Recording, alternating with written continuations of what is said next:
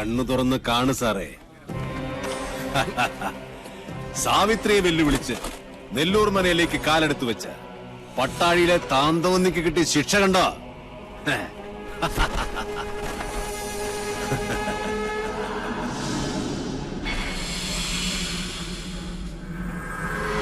ദേവി സാവിത്രി, ചെമ്പ്രയിലെ മക്കളെ കാത്തു രക്ഷിക്കണേ.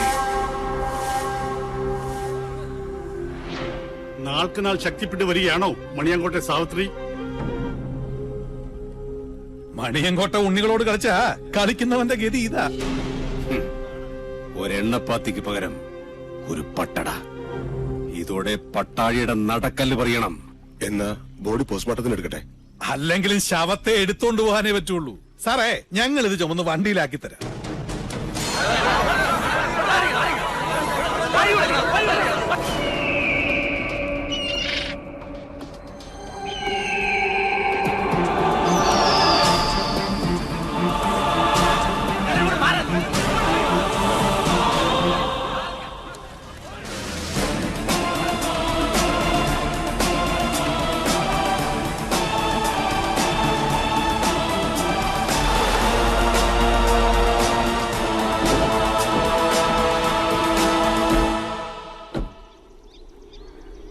സൂര്യശോഭയിൽ തെളിയുന്ന ദ്രോണ, നക്ഷത്ര കോടികൾ കഥിപനാം ദ്രോണ, ഉദയത്തിലോംകാര ശംഖമാം ദ്രോണ, ശരമാരിയാൽ ശിവനെ അർച്ചിച്ച ദ്രോണ. സൂര്യശോഭയിൽ തെളിയുന്ന ദ്രോണ, നക്ഷത്ര കോടികൾ കഥിപനാം ദ്രോണ. മാധവൻ, പട്ടാഴി മാധവൻ. ശരമാരിയാൽ ശിവനെ അർച്ചിച്ച ദ്രോണ.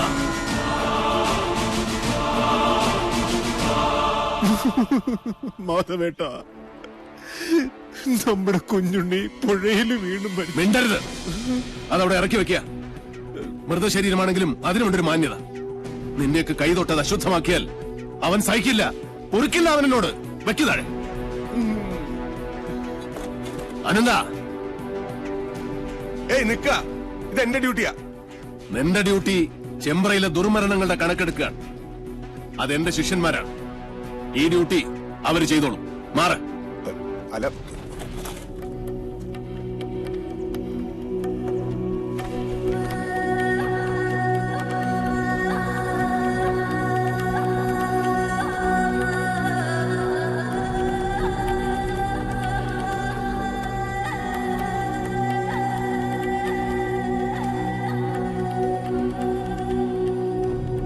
മാധവേട്ട, സത്യമായിട്ടും കുഞ്ഞുണ്ണിയെ കൊന്നത് സാവിത്രിയ.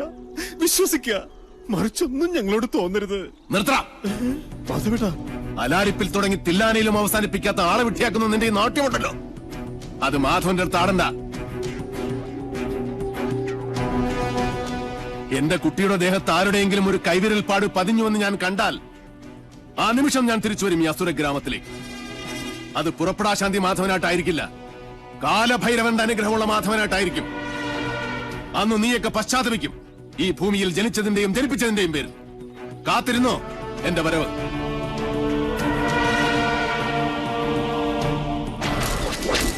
വിടില്ല ഒന്നിനെയും ഞാൻ.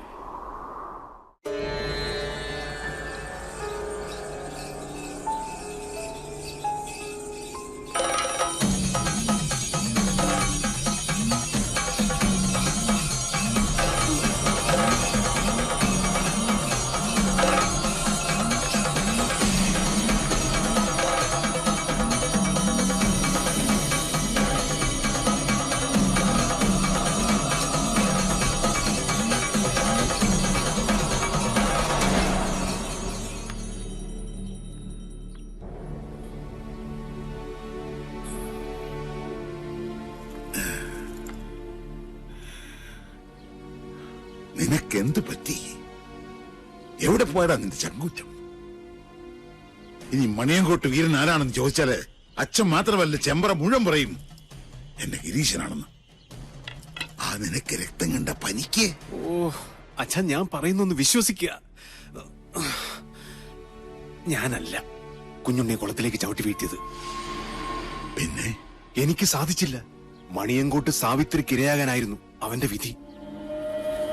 സാവിത്രി? അതെ, കുഞ്ഞുണ്ണി കുളം കാണാൻ പോയപ്പോ ഞാൻ അവിടെ ഒറ്റയ്ക്കായി.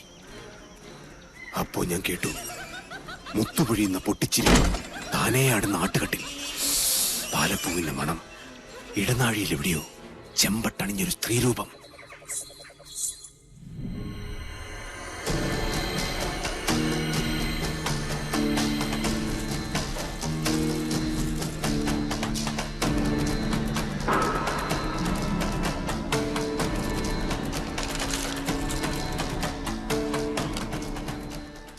കാര്യമറിയുന്ന കവടികൾ എന്താണാവോ പറയുന്നേ? മരിച്ച കുഞ്ഞുണ്ണി ജീവിച്ചിരുന്ന കുഞ്ഞുണ്ണിയേക്കാൾ അപകടകാരിയാണ്. ചതിച്ചോ എന്റെ ദേവി? കുഞ്ഞുണ്ണി നെല്ലൂർ മനയിലുണ്ട്. ഇത് തന്നെയാ ഞാൻ പറഞ്ഞത്. നെല്ലൂർ മന പൊളിച്ചു കളയുക. ഭൂമിക്ക് മുകളിൽ ഇനി ആ നരകം വേണ്ടെന്നേ. ഭൂമി മാത്രമായിട്ട് വാങ്ങാൻ ആളുകളുണ്ട്. ഇയാളാണോ ഭൂമി വാങ്ങാൻ വന്ന വ്യാപാരി? ആ അതെ അച്ഛാ, ഇതാ രാജീവൻ. പാതയ്ക്കരയില്ലത്തെയാ. ഇപ്പൊ ഇതാ ബിസിനസ്. നമ്മുടെ ഗൗരിക്ക് കൊള്ളാം, ഗജകേസരി യോഗ ഉണ്ട്. നമ്മുടെ ഗൗരിക്ക് ചേരും. അച്ഛാ, ഈ നെല്ലൂർ മന നിൽക്കുന്ന സ്ഥലം മാത്രം മതി രാജീവന്, മന വേണ്ട. കരിമരുന്ന് കൊണ്ട് വീട് പൊളിക്കണ ഒരു പാർട്ടി ഉണ്ട്, കവളപ്പാറയില്. വിളിക്കണോ? സാവിത്രി വെള്ളിവാളിൽ ആവാഹിച്ച് ഇവിടുത്തെ മച്ചിൽ കുടിയിരുത്തണം. എന്നിട്ട് മതി കമ്പക്കെട്ട്. മനസ്സിലായോ? ശരി അച്ഛാ. അയമോധന കാമധുഹോസ്തു അനന്ത അക്ഷീയമാണ സുരഭി സർവകാമീ സത്വോപതിഷ്ഠതു അജര നിത്യപൂത സുധാംധുഹാന അമൃതാഗ്നസ്തർപ്പയന്തു കുഞ്ഞുണ്ണി ശർമ്മണ ഉപതിഷ്ഠതു. ഇല്ല, കർമ്മ ഒക്കണില്ല. കുഞ്ഞിനെ സ്വീകരിക്കുന്നില്ല. കണ്ടില്ലേ പവിത്രം അഴിഞ്ഞു വീണത്? പൂണൂല് വലത്തോട്ടിടാനും മറന്നിരിക്കണോ? ഒക്കെ കാണുന്നത് ദുർനിമിത്തങ്ങളാണ്. ഈശ്വര കാത്തോണേ.